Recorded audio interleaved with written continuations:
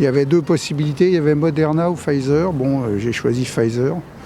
Peut-être par sécurité, je ne sais pas. Enfin, bon. Parce que j'avais lu un peu à travers la presse les problèmes d'AstraZeneca, donc je voulais éviter ça.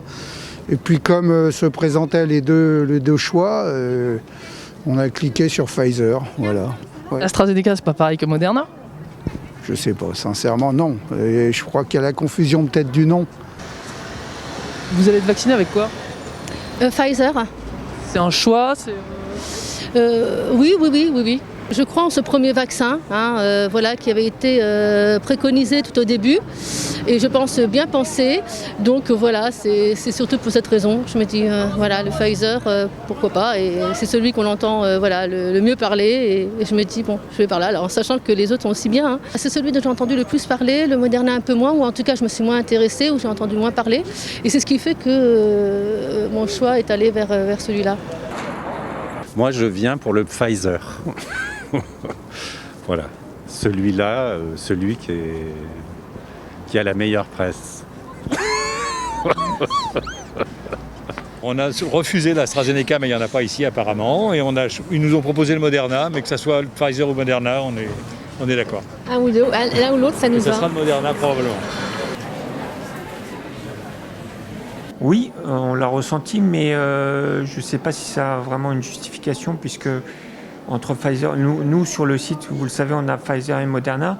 Ce sont deux vaccins qui sont tous les deux à ARN messager, donc je pense que c'est vraiment un problème de communication sur le Pfizer qui est beaucoup plus connu, mais il est quasiment aussi efficace et aussi bien toléré, voire mieux, que le Pfizer, donc je ne sais pas pourquoi il y a un discrédit sur le Moderna, mais c'est incompréhensible.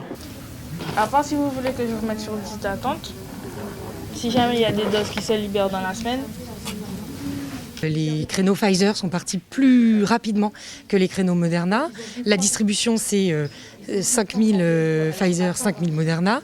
Et donc cette tendance, on l'observe, mais elle est vraiment en train de se résorber, puisque par exemple au standard, les personnes qui appellent souhaitent avoir un rendez-vous, on leur propose Moderna, on leur explique que c'est la même technologie, le même vaccin, que c'est juste le nom du laboratoire qui change et qu'il n'y a pas de contre-indication supplémentaire. Et donc les gens sont tout à fait enclins, une fois cette explication faite, à prendre un rendez-vous avec la référence Moderna.